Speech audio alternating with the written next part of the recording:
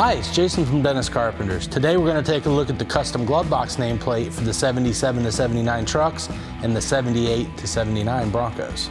The nameplates and emblems really set off in restoration, and Dennis Carpenter has years of experience reproducing emblems for Ford vehicles.